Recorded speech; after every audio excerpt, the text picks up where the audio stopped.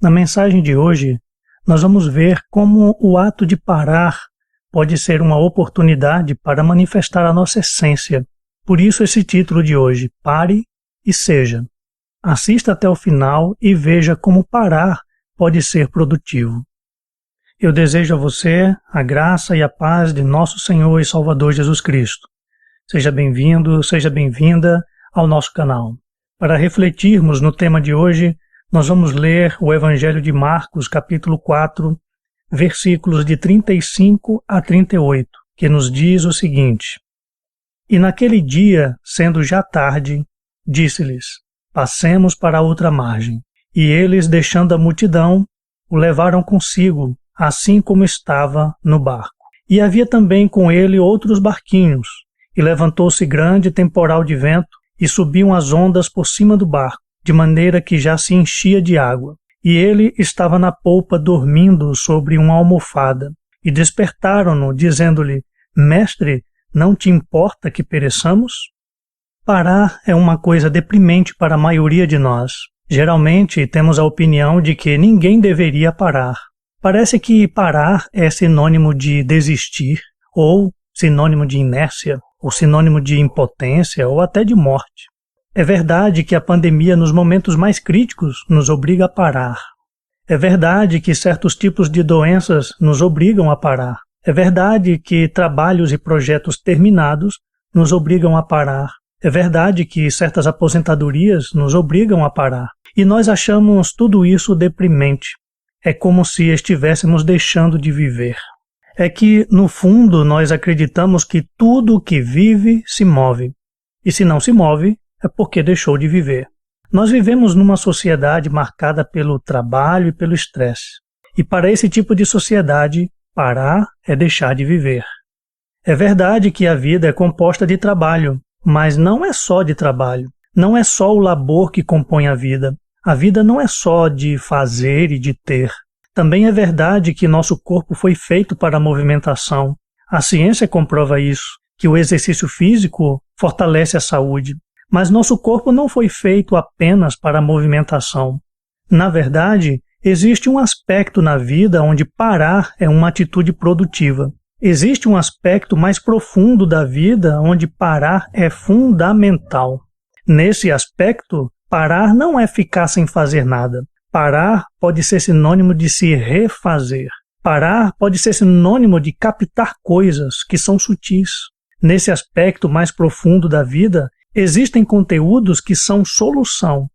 São solução para o estresse, para a superficialidade e para a inversão de valores.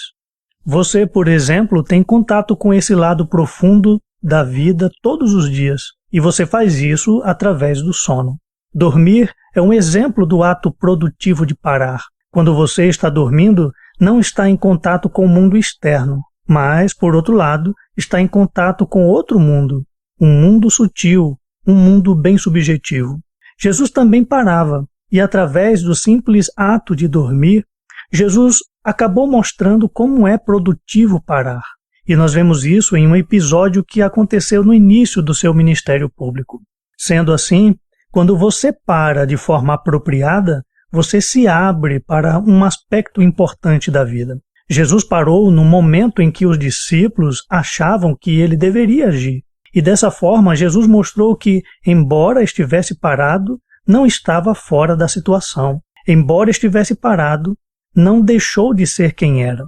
Observe o texto que nós lemos e veja o que aconteceu nesse episódio entre Jesus e os seus discípulos. Nesse texto, nós vemos que os discípulos estavam em um cenário de ação. E por estarem num cenário de ação, eles esperavam que todos estivessem agindo. O que aconteceu é que houve uma tempestade no lago da Galileia, conforme vemos no versículo 37. E com essa tempestade havia muito trabalho para marinheiros. Eles tinham que controlar as velas, tinham que equilibrar o barco, tinham que perceber a posição dos ventos, tinham que prever o golpe das ondas. Da mesma forma, a terra é o nosso mar, é o nosso cenário de ação, é um local de movimentação e de muito trabalho. A nossa época, então, é uma época de estresse e de trabalhos exigentes. onde o estresse é fruto de uma sobrevivência exigente. Nesse cenário de trabalho e de estresse, corremos o risco de pensar que somente movimentação é sinal de vida. Corremos o risco de pensar que a vida só é feita de ação. Continuemos olhando para o texto e vejamos um pouco mais. Na mesma situação em que os discípulos viam ação, Jesus viu um cenário de repouso. Jesus havia atendido multidões por diversos dias. O versículo 36 nos mostra ele acabando de despedir uma multidão. Ele estava cansado, havia feito um circuito na região da Galileia no começo do seu ministério. E agora, ali, atravessando o lago da Galileia, era o único momento sem multidão para atender. Então, ele escolheu a popa do barco para dormir. A popa do barco é o fundo do barco. Era um lugar menos agitado para o que ele queria. A ação naquele momento estava acontecendo mais no meio do barco para a proa. E nesse momento ele simplesmente deitou para dormir. Isso mostra o nível de cansaço no qual ele se encontrava. Ele precisava parar e simplesmente parou. E, parando, dormiu. Isso também mostra o seu desapego. Ele usou o lugar que tinha e o momento que tinha. Naquele lugar não havia conforto. Era um lugar úmido, era um lugar insalubre para se dormir. Mas o mais importante era parar, era se refazer e se recuperar. E o seu desapego fez usar o lugar que ele tinha.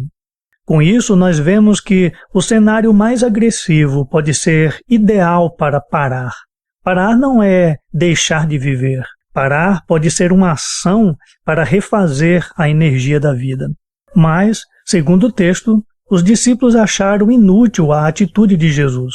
Tanto acharam que reclamaram com o mestre. Eles acharam que Jesus não estava se importando com a situação. Então, eles despertaram Jesus. Eles estavam chamando Jesus para ajudar no trabalho manual do barco. Eles tinham que amarrar as cordas, tinham que controlar as velas, tinham que balancear a inclinação do barco. Tudo isso demandava trabalho. Eles precisavam de uma mão a mais e, portanto, eles precisavam de Jesus para pegar no batel. Na visão deles, Jesus não estava fazendo nada. Para eles, Jesus estava parado, dormindo. Eles queriam que Jesus se levantasse e se movimentasse, que participasse da ação. Para Jesus, no entanto, era importante dormir. Ele precisava se refazer. Ele vinha de uma cruzada de pregação em toda a região da Galileia, de aldeia em aldeia, trabalhando muito e dormindo pouco. Mas, quando ele acordou, ele fez mais do que os discípulos pensavam. Ele não pegou no batel, mas ele sozinho fez o que os 12 juntos não foram capazes de fazer. Tanto é que isso arrancou a admiração de todos eles, conforme nós vemos no versículo 41. Mas quem é este que até o vento e o mar lhe obedecem? Dormir não é inércia, não é apatia. Enquanto o corpo está parado, processos estão em operação. Processos físicos e processos metafísicos. Processos objetivos e processos subjetivos. Quando você dorme, você apaga a consciência, mas acende o inconsciente.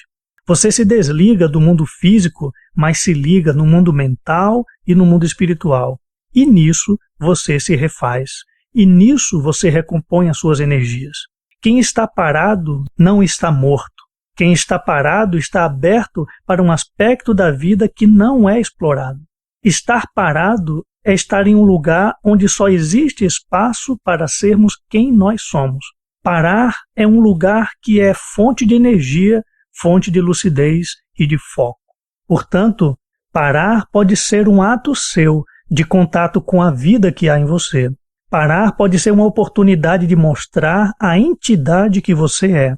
Você, parado ou parada, é você puramente. É você concretamente.